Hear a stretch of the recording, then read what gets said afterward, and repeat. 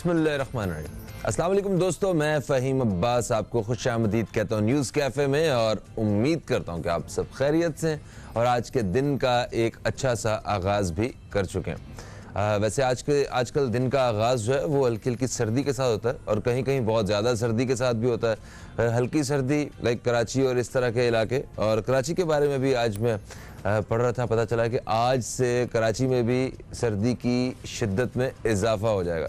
तो इस सर्दी का जो मौसम है इनको गर्म कपड़ों के साथ जो है गुजारें, इंजॉय करें।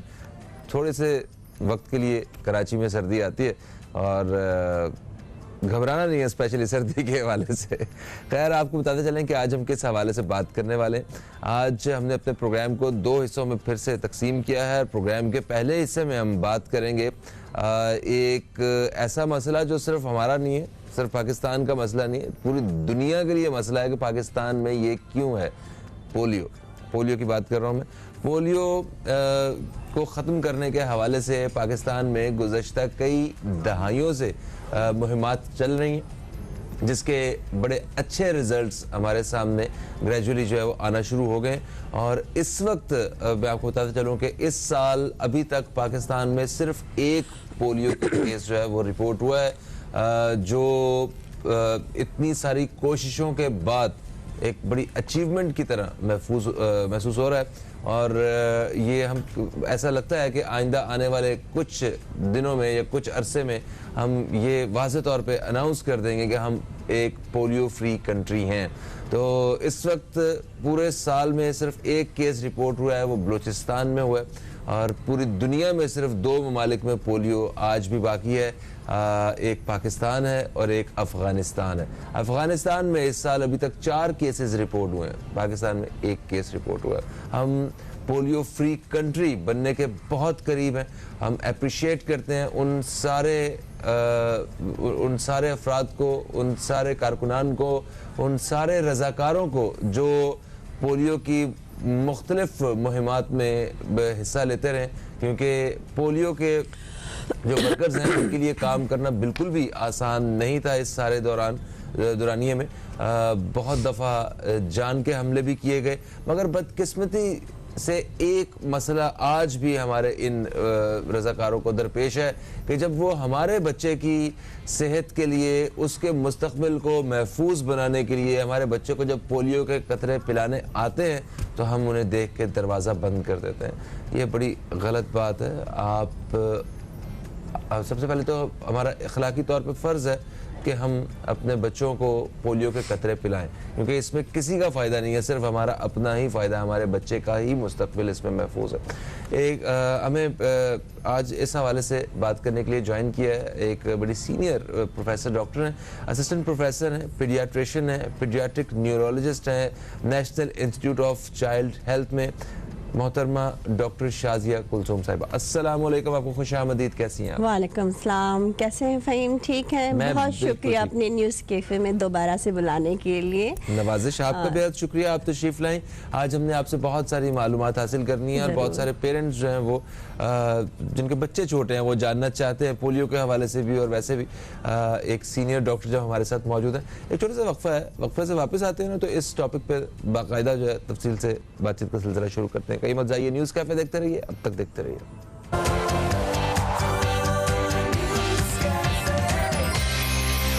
न्यूज़ कैफ़े, मैं हूं फ़हीम अब्बास और न्यूज़ कैफ़े में हम बात कर रहे हैं पोलियो कैंपेन के हवाले से, जिसका आगाज़ हो चुका है।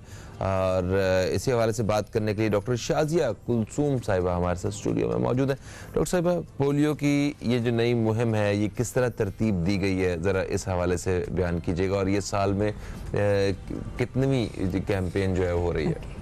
ये 2021 की लास्ट कैंपेन है पाकिस्तान में, और इससे पहले 3 हो चुकी हैं। This is the 4th one जो कि दिसंबर में अभी ऑन गोइंग है, और ये पूरे पाकिस्तान की ऑल डिस्ट्रिक्ट्स को कवर कर रही है। 156 डिस्ट्रिक्ट्स में ये एट अ टाइम शुरू हुई। इसको इस तरीके से कोलैबोरेट किया गया कि ये शुरू में स्टार्ट हुई है KPK से, ठीक है। वहाँ पे ये 10 से शुरू हुआ और फिर 13 से ऑनवर्ड दूसरे अक्रॉस द अदर प्रोविंसेस को जो है वो ऑन गोइंग किया गया है। तो केपीके को पहले हिट किया गया, टारगेट किया गया, उसके बाद जो है दूसरे प्रोविंसेस में किया गया, क्योंकि अक्सर जो हम क्योंकि ये जो हम पोलियो कैंपेन कर रहे हैं ये कोऑर्डिनेटेड हो रही है अक्रॉस द बॉर्डर। अफगानिस्तान में भी शुरू हुई है और ये उनकी सेकंड है। अच्छा। उन्होंने नवंबर में एक की है और फिर ये दिसंबर में अब वो कर रहे हैं, ठीक है। अनफॉर्चुनेटली पाकिस्तान अफगानिस्तान के साथ पोलियो को शेयर कर रहा है इस दुनिया में।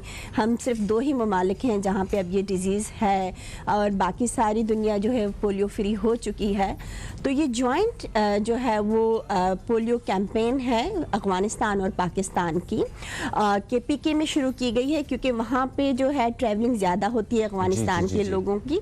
तो फिर वहाँ पे पहले इसको स्टार्ट किया गया है, फिर दैन अदर प्रोविंसेस को जो है वो कवर किया गया है, ताकि इस बीच में अगर कोई बच्चा वहाँ से वैक्सीन नहीं भी लेके आ रहा है तो वो जब यहाँ पे पहुँचे तो उसको वो वैक्सीन का ड्रॉप दे दिया जाए, ठीक है।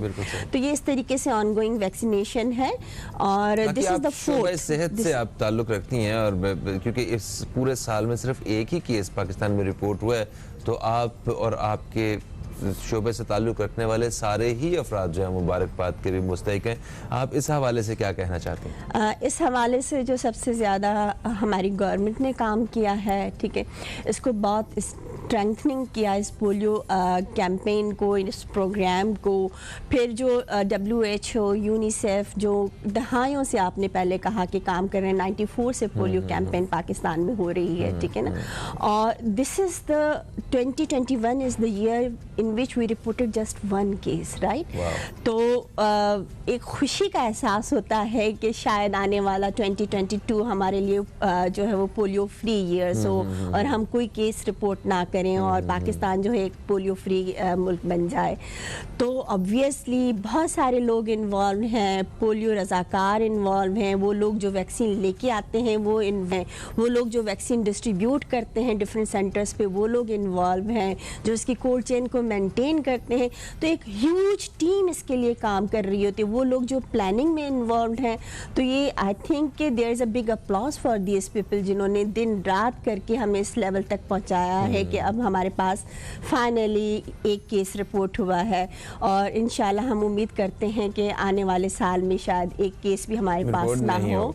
अच्छा, कुछ वर्ष पहले भी वो हम सिंगल डिजिट में आ गए थे और बड़े करीब समझे जा रहे थे। तो अभी अल्हम्दुलिल्लाह हमारी जो परफॉर्मेंस है वो उससे ज़्यादा बेहतर है, अचीवमेंट्स इससे बेहतर हैं। तो ये बताइए कि इस वक्त हमें किन चीज़ों का सबको ख्याल रखना है कि ताकि ये ना हो कि दोबारा से जो है ना ये नंबर्स इंक्रीज होना शुरू हो जाए। बिल्कुल, आपने बिल्कुल सही कहा। 2017 एंड 2018 में हम सिंगल डिजिट्स पे थे, हमारे पास 7 और जो है वो 12 पोलियो केसेस इस तरीके से रिपोर्ट हुए थे और ज़ाहिर जो लोग इन्वॉल्व हैं वो बहुत खुशी महसूस कर रहे थे कि अब हम पोलियो के एंड के करीब हैं। लेकिन फिर कोविड के बाद कुछ अरसे के लिए वैक्सीनेशन जो है वो डेज ऑफ हुए, प्राइमरी इम्यूनाइजेशन इम्पेयर हुई। तो फिर 2019 में हमारे पास जो है केसेस ज़्यादा रिपोर्ट शुरू हुए थे। तो अभी भी वही बात है कि हम करीब हैं, मंजिल के करीब हैं, लेकिन जब मंजिल के करीब हैं तो फिर थकना नहीं है। पोलियो के जो हमारे डेज हैं, जो हमारे इम्यूनाइजेशन की स्केड्यूल्ड हैं, उस पर फर्म रहें और लोगों को उसी तरीके से मोटिवेट करते रहें कि वो प्राइमरी वैक्सीनेशन जो EPI expanded programme of immunization under 5 years coverage का है उसके साथ वो स्टक रहें, ठीक है ना। पेरेंट्स जो है वो कन्विंस हो कि अपने हर बच्चे को जब वो इम्यूनाइजेशन के लिए लेके आए तो वो पोलियो के ड्रॉप्स भी पिलाएं, ताकि जो है हमारा प्राइमरी कवरेज जो है जितना मैक्सिमम होगा उतने ही हमारी जो है वो पोलियो फ्री होने के चांसेस ज़्यादा होंगे। बिल्कुल ठीक हो गया। अभी एक वक्फे का वक्त फिर से आ गया है, वक्फे से वापस आते हैं तो मैं चाहूँगा कि हम इस हवाले से बात करें कि वो वालिदैन जो अपने बच्चों को पोलियो के कतरे नहीं पिलाते हैं तो या रिफ्यूज़ल्स जो होते हैं वो उनको कैसे कन्विंस किया जाए और मतलब कितनी दफ़ा एक बच्चे को पोलियो के कतरे पीने चाहिए और ये बच्चे का हक है, इस हवाले से हम जरूर बात करेंगे। एक वक्फा है दोस्तों, वक्फे के बाद आपकी खिदमत में दोबारा हाजिर हो रहे हैं। कहीं मत जाइए, न्यूज़ कैफ़े देखते रहिए, अब तक देखते रहिए।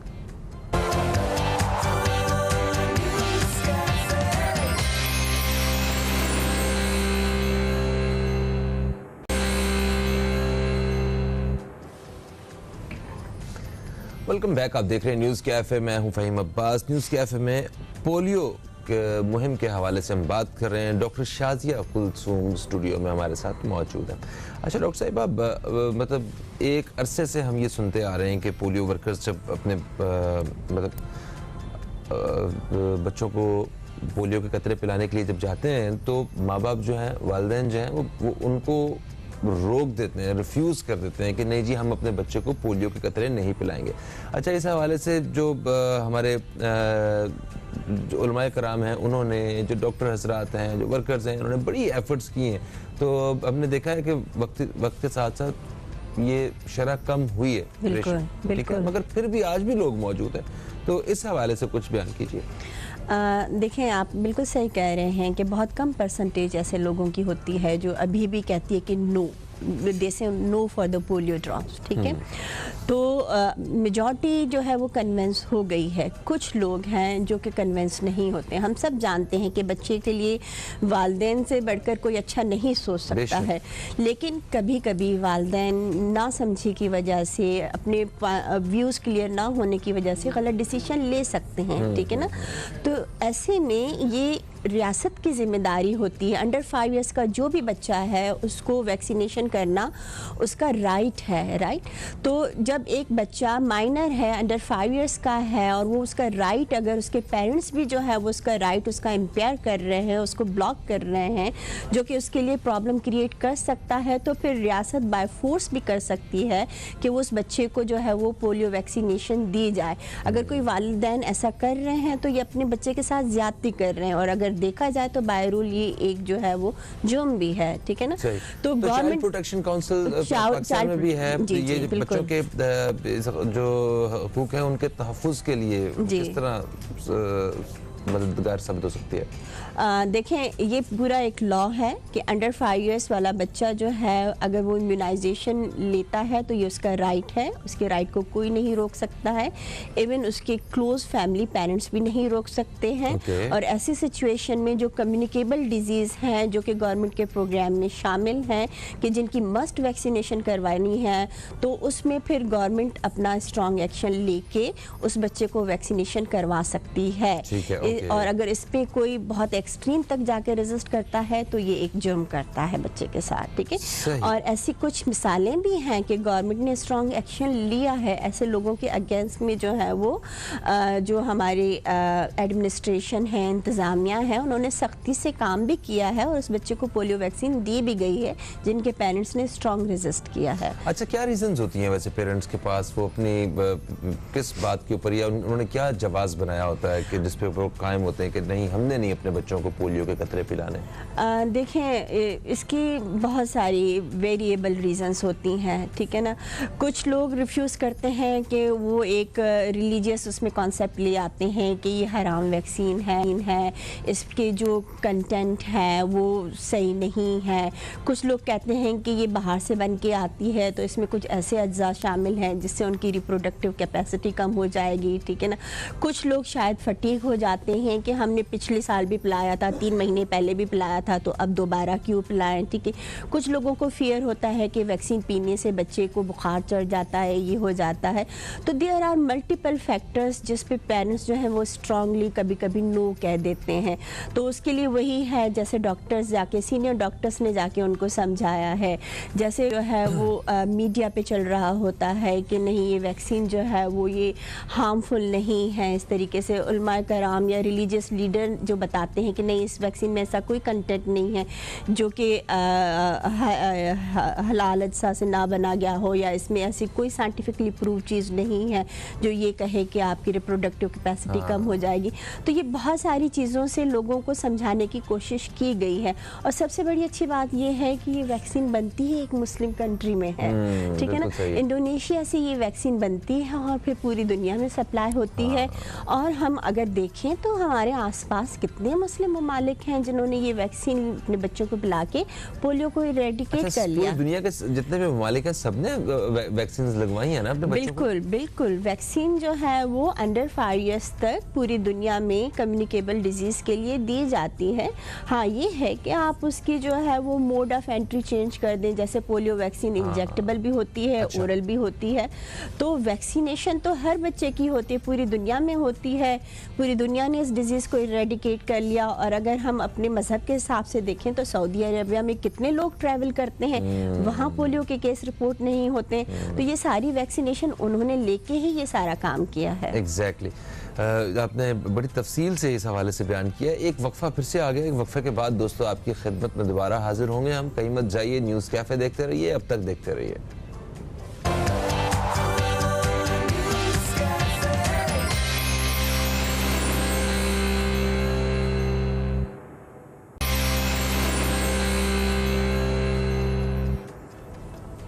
Welcome back. आप देख रहे हैं न्यूज़ कैफ़े। न्यूज़ कैफ़े में आज हम पोलियो कैंपेन के हवाले से बात कर रहे हैं जो हाल ही में पूरे मुल्क में जो है जिसका आगाज़ हो चुका है।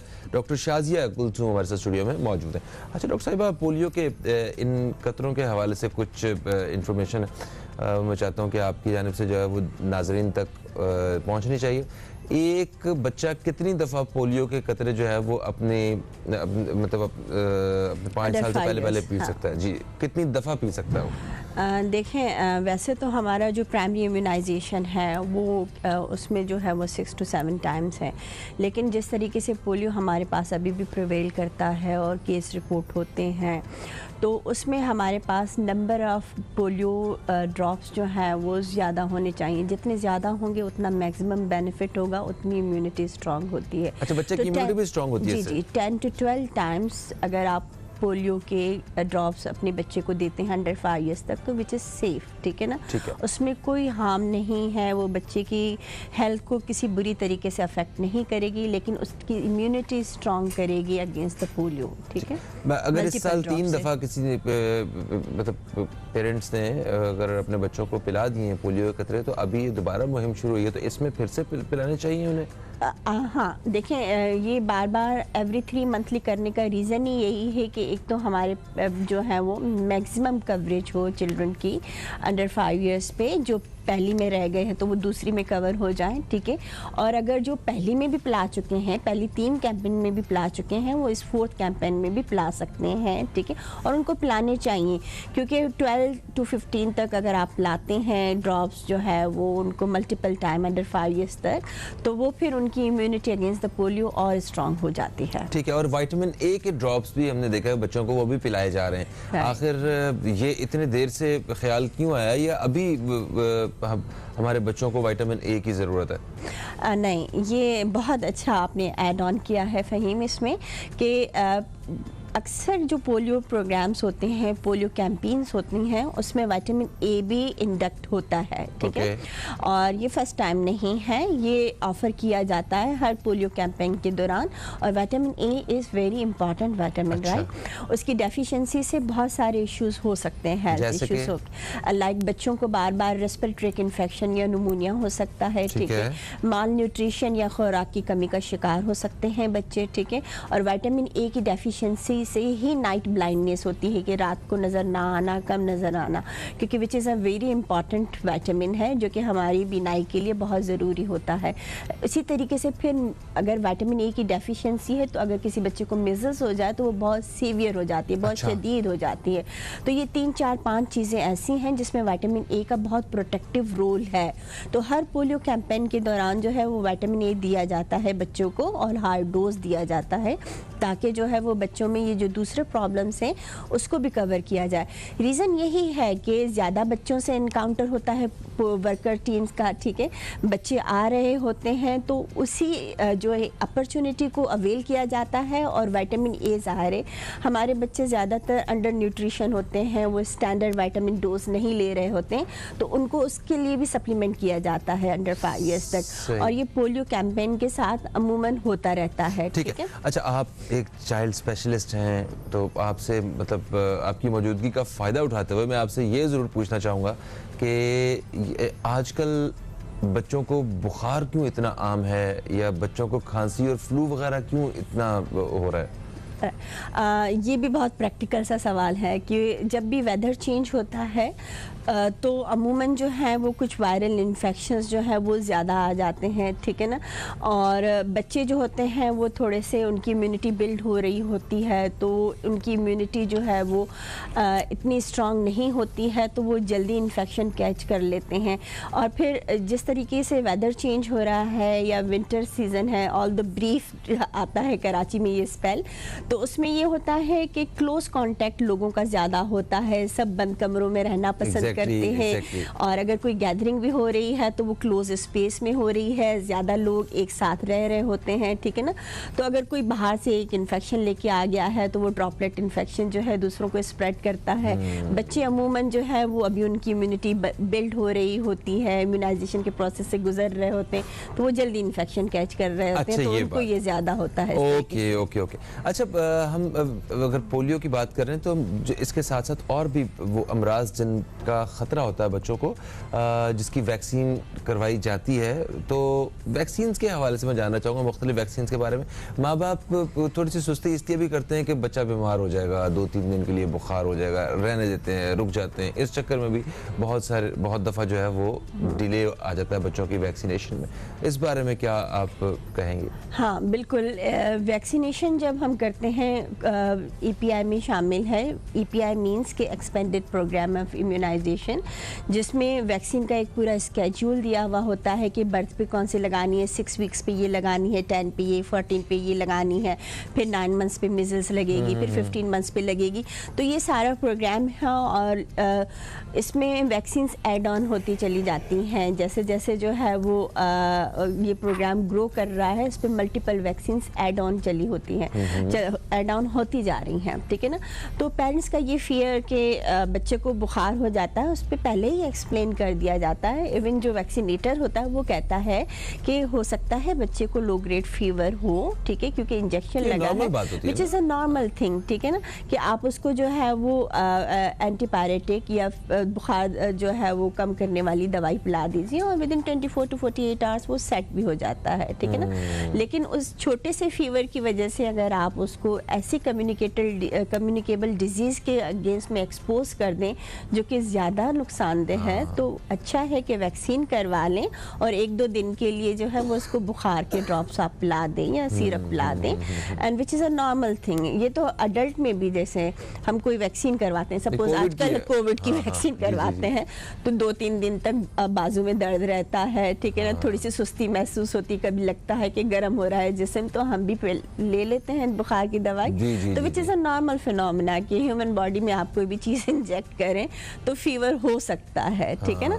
तो which is not a very serious thing या ऐसी कोई चीज़ जिसके लिए हम वैक्सीन रिफ्यूज़ करें। ठीक है, वापस आते हैं पोलियो के हवाले से। आखिरी एक सवाल है, पोलियो अगर हमारे किसी बच्चे को अगर मुतासिर करता है तो वो लाजमी है कि वो माजूरी की ही कीमत अदा करनी पड़ेगी, या मतलब वो वैसे भी नज़ला खांसी बुखार से भी गुजर सकता है ये?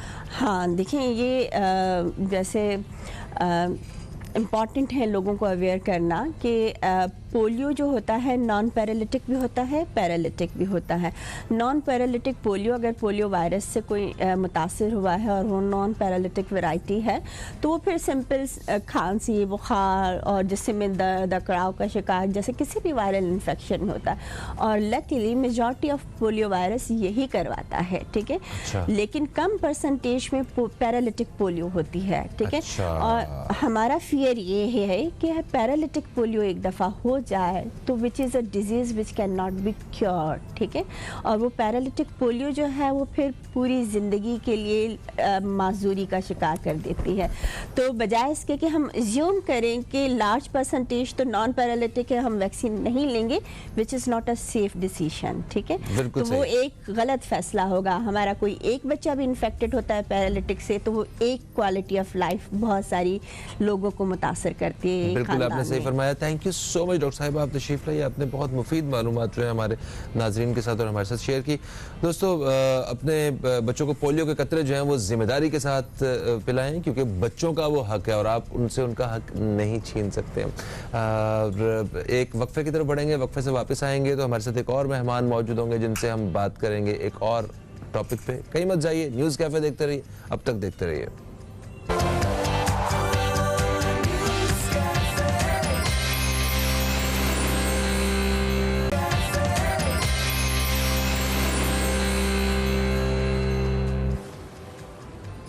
वेलकम बैक, आप देख रहे हैं न्यूज़ कैफ़े। मैं हूं फ़हीम अब्बास और प्रोग्राम के दूसरे हिस्से में न्यूज़ कैफ़े में हम दाखिल हो गए, जहां हम एक नहायत अहम मौजू पर बात करेंगे और ये मौजू है ऐसा जिस हवाले से हम लोग सभी परेशान हैं। महंगाई के हवाले से हम बात करने वाले हैं। महंगाई पाकिस्तान का सबसे बड़ा मसला बनता जा रहा है और इसको हल करने के लिए हुकूमतें और मतलब हर जगह पे कोशिशें जारी हैं, मगर कोई रिजल्ट सामने नहीं आ रहे। इस वक्त जो है मुल्क में महंगाई बढ़ने का खदशा जाहिर किया जा रहा है, मतलब मजीद महंगाई का खदशा जो है वो जाहिर किया जा रहा है। ये एशियाई तरक्याती बैंक की रिपोर्ट के बाद ये बात सामने आई है। इसी हवाले से बात करेंगे। मेरे साथ स्टूडियो में मौजूद हैं जनाब जफर खान साहब। आपको खुशामदीद, अस्सलाम वालेकुम, कैसे हैं आप सर? वालेकुम अस्सलाम व रहमतुल्लाह। जबरदस्त सर, ये जो खदशा जाहिर किया है, इन्होंने कहा है कि एशियाई तरक्याती बैंक की रिपोर्ट के बाद कि महंगाई पाकिस्तान में और ज़्यादा बढ़ जाएगी। इस बारे में कुछ बयान कीजिए। और कितनी महंगाई बढ़ जाएगी? अभी मुसलसल तो चीज़ों की कीमतों में इजाफा हो रहा है, हर शख्स तो परेशान है। और कितनी महंगाई होगी और क्यों होती जा रही है ये? बिस्मिल्लाहिर्रहमानिर्रहीम। बहुत शुक्रिया फ़हीम भाई। असल सूरत हाल ये है कि इसमें कोई शुबा नहीं है कि महंगाई ने तो आवाम की चीखें निकाल दी हैं और यानी इतनी तेज़ी से महंगाई में इजाफा हुआ है कि वो ये कहा जाए ना कि मर्ज़ बढ़ता गया जूजू दवा की। जी जी, कि जब हमने जो है वो किसी चीज़ का नोटिस लिया और किसी चीज़ के ऊपर जो है हमने कोशिश की, वो और ज़्यादा तेज़ी से जो है वो मर्ज़ जो है वो फैला है महंगाई का। ऐसा ही है। और इस वक्त मुल्क में हर तरफ ही जो है वो महंगाई के ऊपर जो है वो बात हो रही है। और आप देखें कि हर बयान, हर जो है वो टॉक शो और जो है वो अखबारात की सुर्खियाँ सब की सब महंगाई के हवाले से हैं। और हुकूमत जो है वो इसको मानकर देने के लिए तैयार नहीं है, बल्कि अब हुकूमत के वज़रा ने कंपैरिजन जो है वो शुरू कर दिया है कि जी हम इस खित्ते के अंदर जो है वो दूसरे ममालिक के मुकाबले में आप देखें अमेरिका में कितनी हुई है और इंडिया में कितनी हुई है। और ये जो कोरोना और कोविड के बाद जो है वो हमने तो बहुत अच्छे अंदाज से निपटा है। बिलाशुबा ये बात उनकी ठीक है कि कोरोना में तो इन्होंने बड़े तरीके से जो अपने आप को कवर किया था, दूसरे मुल्कों के मुकाबले में ज़्यादा बेहतर अंदाज से किया था। लेकिन उसके बाद की जो सूरत हाल है उसके अंदर ये महंगाई को कंट्रोल नहीं कर पा रहे और उसके ऊपर जो है फिर वो इधर उधर के बयानात के ज़रिए से जो है ना वो आवाम को तसल्ली देने की कोशिश करते हैं। अच्छा, लेकिन सर प्लीज़। लेकिन मसला ये है कि हर फर्द जो है वो जब रोज़मर्रा की अशिया जब वो लेने जाता है तो आटा, चीनी, चावल, दाल, दवाएं कितनी महंगी हो गई, अब आप अंदाज़ा करें ना। तो वो जो है वो तो बराह रास्त हर फर्द मुतासर हो रहा है। दूसरी तरफ फिर ये हो रहा है कि ज़राअत जिसके अंदर हम खुद कफील थे, हमने इस मरतबा गंदम भी इंपोर्ट की है, चीनी भी इंपोर्ट की है, कपास भी इंपोर्ट की है। क्या तमाशा है उस? सर ये आप देखें, अभी वज़ीर इत्तलाआत ने जो एक ब्रीफिंग दी है उसमें एक जुमला उनका कि अगर 3 की गोली 7 रुपए की हो जाए तो क़यामत नहीं आ जाती। मतलब क्या, मतलब इस तरह इतने बड़े ओहदे से ऐसे बयानात का आना जो है वो कोई ज़ेव देता है। और दूसरी बात, स्टेट बैंक ये कह रहा है कि महंगाई में इजाफा हो रहा है, ठीक है, और वफाकी हुकूमत ये कह रही है कि घी चाय के सिवा बाकी सब चीज़ें सस्ती हो रही हैं। देखिए ये जो मिनिस्टर्स हैं ना, इनका फ्यूल जो है वो फ्री है, इनकी गाड़ी जो है वो सरकारी है, इनका मकान सरकारी है, इनके का बिल नहीं है, नौकर खादिम सरकारी हैं, इनका कोई ना बिजली का बिल है, ना गैस का बिल है, ना पेट्रोल के इनको जो है कोई कीमत देनी पड़ रही है। तोहफे तोहफ़ अलग हैं। हाँ, तोहफे तोहफ़ अलग हैं। तो इसलिए ये 2 रुपए की अगर कोई टैबलेट जो है वो 7 रुपए की हो जाए तो ये तो जो बात कर रहे हैं ये अपने हवाले से कर रहे हैं कि इनका क्या जाता है लेकिन अवामुन्नास जिसकी 17,500 मिनिमम वेज है, जिसको आपने 20,000 रुपये कर दिया है, उस 20,000 रुपये जो किराए पे रह रहा है, हाँ, और जो किराए के मकान में रह रहा है, तो उसके बच्चे हैं, उसको पढ़ाना है, उसको उनका 2 वक्त की रोटी देनी है उनको, तो किस तरह से करेगा? बिजली के बिलों ने मार दिया है, गैस के बिलों ने मार दिया है, लोड शेडिंग अलहदा है, गैस की लोड शेडिंग। अब आप देखें कल फवाद चौधरी साहब ने कल एक और नई वो सुना दी है, और उन्होंने कहा है कि जी वो तो गैस जो है वो 2 साल के अंदर जो है वो लोग अपने अभी तक जो है वो उनके गांव में अगर लकड़ी जलती है तो वो चाहते हैं कि बड़े शहरों के अंदर भी जो है वो वही लकड़ी वाला रिवाज जो है ना वो आ जाए, लकड़ी जलाने वाला, कोयला जलाने वाला। तरफ लकड़ी जलवाने की बात कर रहे हैं। हाँ, आप कह रहे हैं कि 2 साल में ये बड़े शहरों के अंदर ये जो गैस की जो ये आसानी और जो सहूलत है, ये हमारे ज़खायर ख़त्म हो रहे हैं। यानी ये तो खुशखबरी क्या देंगे ये इस तरह से अवाम को, तो ये बिल्कुल ऐसा लगता है कि जीते जी मार देने के दर पे हैं। तो भाई आप यानी ये जो है वो यानी 2 साल बाद की कहानी अभी से आपने जो है, जबकि ऐसा नहीं है, इसके ऊपर भी जो है वो एक पूरे प्रोग्राम की ज़रूरत है कि वाक़तन क्या है ये गैस वाला जो सिलसिला है जो हमारे यहाँ ये एकदम जो एक सर्दियों के अंदर जो है CNG स्टेशन 2.5 महीने बंद हैं, घरों के अंदर गैस की लोड शेडिंग हो रही है। तारीख में कभी नहीं ऐसा हुआ, तारीख में कभी ऐसा नहीं हुआ, ये भी अब हो रहा है। और उसके बाद जो है वो मज़ीद की आप जो है वो नवीद सुना रहे हैं। जहाँ तक आप बात कर रहे हैं महंगाई की, कि स्टेट बैंक हो, एशियाई तरक्याती बैंक हो, वर्ल्ड बैंक हो, सभी ये कह रहे हैं कि भाई महंगाई बढ़ रही है। और पाकिस्तान का तो मसला ये है कि हम आप देखें ना कि हम कहते हैं कि हम नहीं जाएंगे IMF के पास, और फिर हम IMF के पास जाते नहीं हैं, बल्कि पहली मर्तबा ये हुआ है कि हमने अपनी मईशत को IMF के पास गिरवी रख दिया है। उनकी वो तमाम शराइत तस्लीम की हैं, सिर्फ जो है वो चंद अरब डॉलर हासिल करने के लिए हमने। जफर भाई, मैं माजरत चाहता हूँ, एक वक्फे की तरफ हम लोग बढ़ रहे हैं। मैं आपसे ज़रूर इस बारे में जानना चाहूँगा कि आखिर वो क्या वजूहात हैं, हम IMF पे जाने के लिए क्यों मजबूर बने?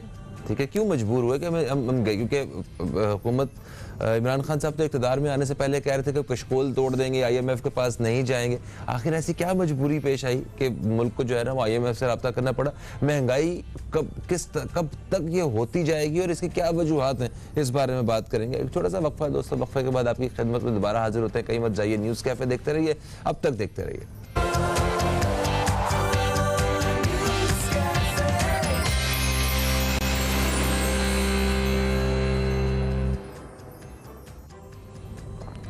एक वक्फे के बाद आपको फिर से खुशामदीद। आप देख रहे हैं न्यूज़ कैफ़े, और न्यूज़ कैफ़े में बात कर रहे हैं हम एशियाई तरक्याती बैंक की रिपोर्ट के हवाले से, जिसके मुताबिक ये कहा गया है कि पाकिस्तान में महंगाई में फिर से इजाफा होने वाला है। तो इसी हवाले से बात करने के लिए हमारे साथ जफ़र खान साहब मौजूद हैं। आप एक तज्ज़ियाकार हैं। सर, वक्फे से पहले हम बात कर रहे थे कर्ज़ों के हवाले से, कि IMF के बारे में जिक्र कर रहे थे। माहिरीन ये बताते हैं कि हमारे यहाँ महंगाई की बहुत बड़ी वजह कर्ज़ों का बोझ भी है, जो हमारे सर पे बहुत ज़्यादा कर्ज़े भी हैं। तो IMF का इन कर्जों, IMF का इस महंगाई से क्या ताल्लुक है, और हम लोगों को IMF के पास क्यों जाना पड़ा? जबकि ये हुकूमत जब नहीं बनी थी तो वज़ीर-ए-आज़म इमरान खान साहब ये फरमाते थे कि मैं कभी भी IMF के पास नहीं जाऊंगा, कशकोल तोड़ दिए जाएंगे। तो ये सारा कुछ कैसे मुमकिन हुआ, और आज उसका रिजल्ट हमें महंगाई की शक्ल में क्यों नज़र आ रहा है?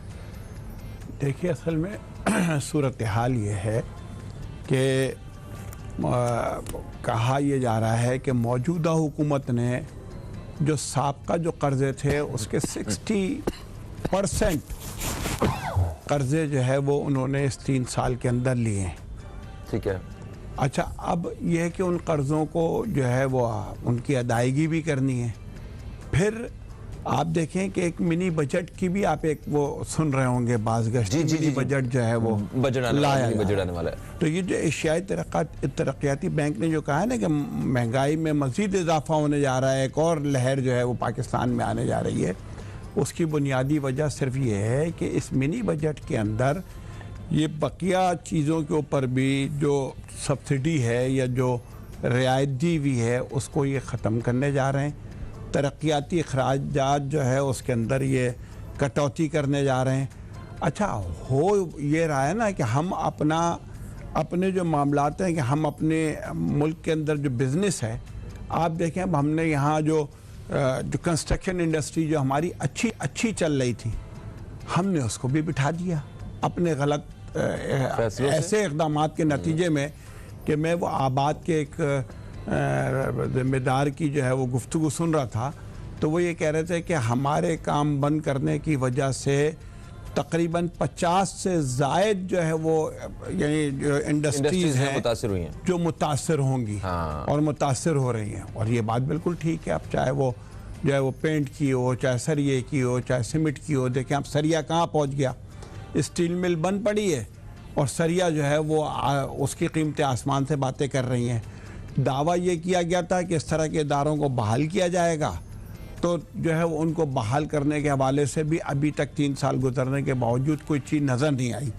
हज़ारों लोग जो है वहाँ पाकिस्तान स्टील से और दूसरे इदारों से इस कोरोना और कोविड के बावजूद निकाल दिए गए, लेकिन यह है कि उन इदारों के लिए जो है वो अब तक मुमकिन नहीं हो सकी। अच्छा, ये कहा जा रहा है कि फार्मा इंडस्ट्री भी बैठ जाएगी अगर अद्वियात की कीमतें ना बढ़ाई गई तो, ये बताएं। हो ये रहा है कि फार्मा इंडस्ट्री के लिए भी जितना रॉ मटेरियल है वो सब बाहर से आता है, सब इंपोर्ट होता है और उसकी कीमतें भी जो है वो बढ़ गई हैं डॉलर की कीमत की वजह से भी, और इसलिए कि डॉलर की कीमत जो है यहाँ पर बढ़ रही है। अफरात ज़र यहाँ बढ़ रहा है, शरह सूद में इजाफा यहाँ पर हो रहा है। स्टेट बैंक जो है वो इस मरतबा यानी आपने स्टेट बैंक ही हवाले कर दिया IMF के, यानी ये तो सूरत हाल अल्लाह ना करे ये बन जाएगी कि आप इदारों की आप जो है वो तनख्वाहें जो है वो सरकारी मुलाजमीन की देने तक से जो है वो कासिर हो जाएंगे। उनकी जो शराइत हैं उनकी तरफ से जो आपके ऊपर, और आपने खुद जो गवर्नर पंजाब जो हैं चौधरी सरवर साहब, उन्होंने क्या कहा, उन्होंने कहा कि साहब आपने चंद अरब डॉलर के लिए हमने वो शराइत मंजूर कर ली कि जिसके IMF की कि जिसके नतीजे में हमने स्टेट बैंक भी अपना गिरवी रख दिया, मईशत भी हमने अपनी गिरवी रख दी। तो ये महंगाई जो है ये तो उसका समझ लें कि वो समर है, उसका वो फल है, और इसमें तो अभी दिन दोगुनी रात चौगुनी मज़ीद इजाफा होना है। आवाम जो है बेचारी उसका तो कोई पुरसान हाल नहीं है, और उसके ऊपर तो ये यानी आप देखें ना कि इस हवाले से जो है वो मैंने कहा कि ज़राई मुल्क होने के बावजूद हमने जो है वो ये सारी चीज़ें जो है ना, कपास की पैदावार कम हो रही है, कपास हमें इंपोर्ट करनी पड़ गई पाकिस्तान जैसे मुल्क को। तब आप सोचें इंडिया गंदम हमने इंपोर्ट की, एक बुनियादी चीज़ है, एक ज़राई मुल्क की सबसे बुनियादी चीज़ है गंदम, वो नहीं पूरी कर पाए। जी इंडिया 30 साल पहले बस IMF के पास गया था, उसके बाद से आज तक IMF के पास नहीं गया। हम 33 मरतबा जो है वो IMF के पास जा चुके हैं, हम जो है वो हमेशा चले जाते हैं, लेकिन हम अपने गैर तरक्याती अखराजात में, अपने तायुशात में, अपने जो हमारा जो लग्जरियस जो स्टाइल है हुकूमतों का, उसमें हम कोई कमी नहीं करते। उसके अंदर कल भी जो है वो मिनिस्टर साहब कह रहे थे कि हाँ अरकान असम्बली की तनख्वाहें जो है वो तो बढ़नी चाहिए, वो तो इस महंगाई के तनासब से उसमें इजाफा होना चाहिए। यानी अच्छा अब हो ये रहा है कि जिन लोगों के हाथ में इख्तियारात हैं वो अपनी कोई चीज़ छोड़ने के लिए तैयार नहीं, सारी कुर्बानी सारा नज़ला वो अवाम पे गिर रहा है, आम फर्द के ऊपर गिर रहा है। आवाम जो है वो 2 वक्त की रोटी से, वो जो है वो हर चीज़ से, उसका हल इन्होंने क्या निकाला है कि अब ये जो है वो इन चीज़ों को सस्ता करने के लिए, जैसे पहले कोई सब्सिडाइज जो है वो सब्सिडी देते थे, सब्सिडाइज रेट पे मुख्तलिफ रोज़मर्रा की अशिया जो है आवाम को जो है वो यानी प्रोवाइड करते थे, उनको जो है वो पहुंचाते थे। अब वो सारी चीज़ें तो ख़त्म करते जा रहे हैं, एक तरफ से वो सब्सिडी जो है सारी वापस IMF के कहने पर लेते जा रहे हैं, और दूसरी तरफ के ये कार्ड वो ये स्कीम वो स्कीम का भिखारी बना रहे हो क्या। और सर लोगों देखें कह रहे हैं पेट्रोल सस्ता नहीं हो रहा, आवाम दुआ करे। अरे अच्छा आवाम को दुआ करने पे लगा दिया। पेट्रोल के लिए तो ये है कि वो 10 रुपए जो है वो कमी की जो समरी है वो मूव हो गई है, ठीक है, और वो चलो भाई 10 रुपए नहीं, वो चंद रुपए का जो है वो पेट्रोल में जो है वो कमी हो जाएगी। लेकिन हमारे मुल्क का ये भी एक अलमिया है ना, हुकूमत की ग्रिप उस तरह से है नहीं, सरकारी जो ये इदारे हैं इनकी गिरफ्त इस तरह से है नहीं। अब पेट्रोल अगर 10 रुपए कम भी होता है तो अब क्या चीज़ें जिनकी कीमतें बढ़ गई पेट्रोल बढ़ने की वजह से, वो क्या नीचे आएंगी?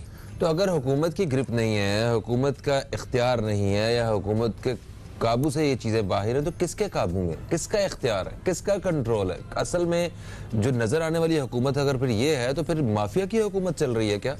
हाँ, तो बात तो यही हो रही है कि हर शोबे के का अलग-अलग माफिया है और वही जो है वो पूरे तरीके से। आप शक्कर का देख लेना कि अब शक्कर की कीमत बिलाशुबा 100 रुपये से नीचे आ गई और जो है कहीं 97 रुपये और कहीं 90 रुपये, लेकिन जितना कमाना था उस माफिया ने वो अंधाधुन कमा लिया। क्या कर सके हम उसका? हुकूमत ने क्या कर लिया उसका? क्या बिगाड़ लिया उसका?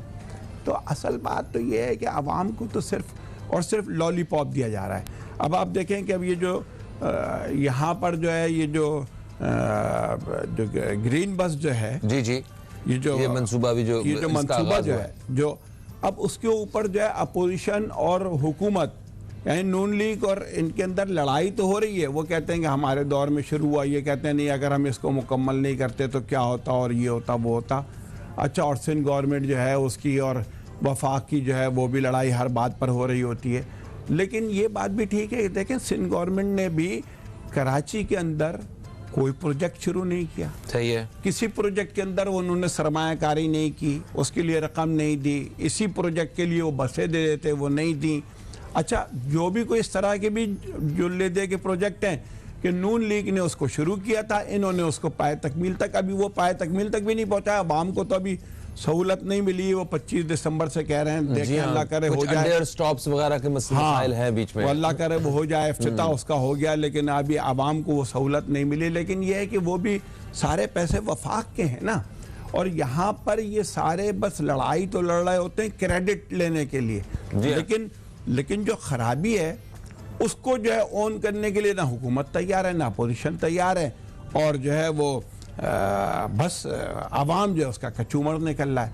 तो इसलिए ये तो है कि अब पाकिस्तान के अंदर अगर महंगाई मजीद बढ़ती है तो आवाम कहाँ जाएंगे? अच्छा, मुझे ये बताएं सर कि ये जो कर्जे लिए गए थे, हम मतलब देखें जब हालात ख़राब होते हैं उस वक्त कर्जा लिया जाता है।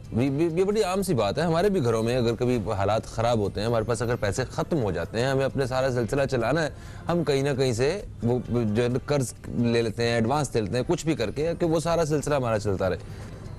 कर्ज लेने के बावजूद कुछ भी ना पड़ा, मतलब अवाम को तो इतना सा एक धेले की भी सहूलत नहीं हुई, ना उन्हें कोई मतलब किसी भी एंड से उन्हें फ़ायदा तो नहीं हुआ, ना महंगाई में कमी हुई, ना कुछ जो उनको कोई किसी तरफ से कोई रिलीफ मिला। वो तो वैसे का वैसे ही चल रहा है। हमें तो यही है कि चीज़ें और बद से बदतर होती जा रही हैं, चीज़ें महंगी से महंगी तर होती जा रही हैं।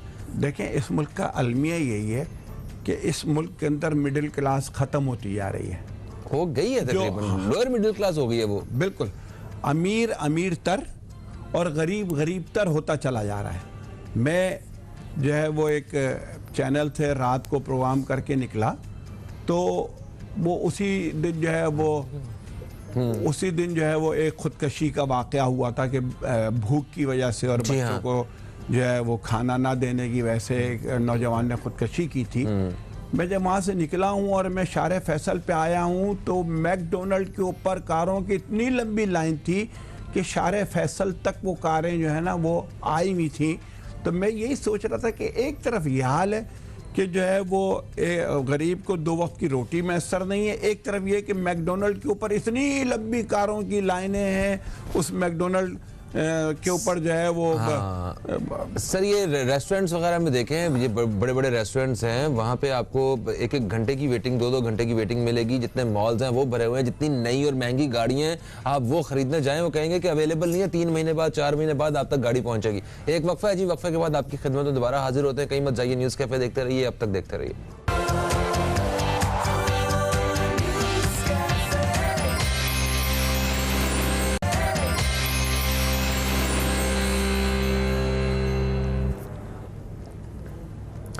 एक वक्फे के बाद आपको फिर से खुशामदीद। आप देख रहे हैं न्यूज़ कैफ़े, मैं हूं फ़हीम अब्बास और स्टूडियो में मौजूद हैं जनाब ज़फ़र खान साहब। अच्छा जी, वक्फे से पहले आप ये फरमा रहे थे कि हमारे यहाँ जो है वो गरीब जो है गरीब तर होता जा रहा है, अमीर अमीर तर होता जा रहा है, और चीज़ें भी महंगी से महंगी तर होती जा रही। तो एक पूरा एक सिस्टम है, एक निज़ाम है, एक पूरी मशीनरी है जो जिसका काम है कि वो महंगाई को बढ़ने से रोके, चीज़ों को जो है वो लोगों तक जो है वो आसान और मौसर बनाए। वो सारा निज़ाम और वो सिस्टम वो कहाँ पे है जिसको अपनी जिम्मेदारी निभानी है? देखिए ना, मैं बात यही कर रहा हूँ कि बिजनेस जो है वो तो जैसे सीएनजी स्टेशन है, 2.5 महीने के लिए बंद हो गए, लोग बेरोजगार हो गए ना। हाँ बिल्कुल हो गए। हाँ, हजारों लाखों जो है वो जो मुलाजिम मजदूर जो वहाँ काम कर रहे थे बेरोजगार हो गए। और जिस बंदे का करोड़ों रुपया लगा है, जिसने सीएनजी स्टेशन खोला है, उसके बिजनेस के बारे में भी उसका बिजनेस भी ठप हो गया। हाँ ठीक है, रियल एस्टेट है वो एक चल रहा था, कंस्ट्रक्शन इंडस्ट्री एक चल रही थी, उसकी बुनियाद पे ये मुख्तलिफ आपकी फैक्ट्रियाँ चल रही थी।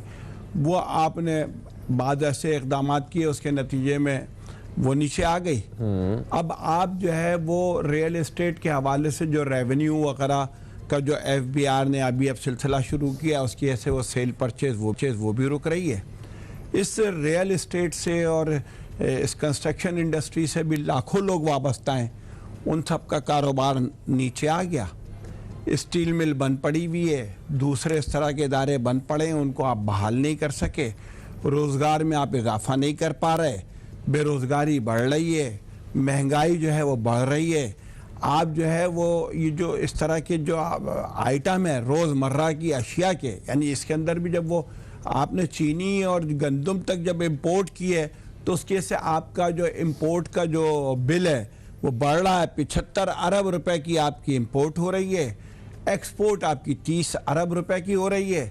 आप जो है वो यानी बांग्लादेश से भी इस मामले में पीछे रह गए। तो एक्सपोर्ट्स पे हमें क्या काम करने की जरूरत थी जो इन्होंने नहीं किया, जो होना चाहिए था? ये 30 अरब को बढ़ा के कम से कम कोई 130 अरब होती तो पता चलता कि भाई क्या कमाल काम किया है। अगली दफा भी हम एक्सपेक्ट कर रहे होते कि भाई यही लोग चाहिए हमें जिन्होंने इतना बड़ा जो है ना एक रेवोल्यूशन लेके आए एक पूरे एरिया में। देखिए असल बात पता है क्या है, देखिए आपकी टेक्सटाइल और आपकी गारमेंट्स और आपका ये जितना भी सर्जिकल आइटम वगैरह ये जो एक्सपोर्ट हो रहा है या जो चीज़ें एक्सपोर्ट हो रही हैं, आपको तो इस इंडस्ट्री को फैसिलिटेट करना चाहिए था ना। यहाँ आप बिजली सब्सिडाइज रेट पे दें, यहाँ पर आप गैस के हवाले से उनकी कोई लोड शेडिंग ना हो, उनको पूरी मराहत हो, वहाँ पर अमन व अमान हो, वहाँ पर जो है वो इंफ्रास्ट्रक्चर बेहतर हो, उनको हर तरह की रियायत और सहूलत हो। हम तो जो हमारे आप देखें ना कि हमारा मिजाज बिल्कुल उलट हुआ हुआ है। जो इंडस्ट्री चल रही होती है सारा लोड हम उसी पे लाद देते हैं और वहाँ से ही हम सारी वसूलियाँ हम शुरू कर देते हैं और वहीं पर हम जो है वो बिजली का रेट भी बढ़ाएं और बार बार बढ़ाएं और यूनिट में इजाफा करते जाएं, तो क्या होगा फिर? इंडस्ट्री यहाँ से बांग्लादेश जाएगी, यहाँ से मलेशिया जाएगी, यहाँ से जो है वो दूसरी जगह मुंतकिल होगी। यही हुआ ना, यही हुआ हमारे हुआ पहले भी। तो हम तो इसके जिम्मेदार खुद हैं, यानी हम जो है इसके ऊपर हमारा कोई ऐसा थिंक टैंक नहीं है कि जो इसके लिए करे। हम रोज़ सुबह शाम यानी करप्शन के हवाले से तो बात कर रहे होते, लेकिन उस पर भी हमारा कि हम उसका तदारुक कर रहे हैं, एहतिसाब कर रहे हैं, हम सबसे दोस्ती कर सकते हैं, लेकिन जिन लोगों ने करप्शन की लेकिन उस पर भी जो है वो रिज़ल्ट हमारा नहीं है। हम बस उसके ऊपर जो सुबह शाम अपना टाइम और अपना वक्त और अपना पैसा और सरमाया और सारी चीज़ें अपनी लगा रहे होते हैं, रिज़ल्ट हासिल वसूल वहाँ भी नहीं है और जहाँ लगाना चाहिए वहाँ तो हम लगा ही नहीं रहे। और वहाँ पर तो हम इस तरह से जो है वो यानी बिल्कुल पेश आ रहे हैं कि उसके नतीजे में हमारा बिजनेस जो है वो रोज़ाना डाउन हो रहा है और हमारी इस तरह की चीज़ें जो है ना हम लोगों को भिखारी बना रहे हैं कि साहब ये स्कीम हमने शुरू कर दी, ये कार्ड हमने दे दिया, वो दे दिया हमने। अरे भाई इस अमाउंट के ज़रिए से कारखाने खोलो, रोज़गार दो उनको, कोई चीज़ उनसे कोई तामीरी कोई कंस्ट्रक्टिव काम करवाओ ताकि उसके नतीजे में मुल्क की पैदावार में भी इजाफा हो, लोग भी जो है वो इस्तेमाल हों।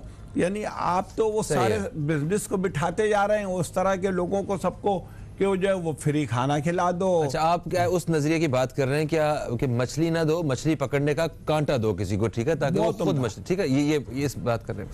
अच्छा, हमारे यहाँ जो है अवाम भी आपको लगता है कि करप्ट है या सिर्फ अशराफिया ही करप्ट है? देखिए देखें, ये तो जैसे लोग होते हैं वैसे ही उनके हुक्मरान होते हैं। यानी ये तो एक दूसरे से बिल्कुल लिंक है ना।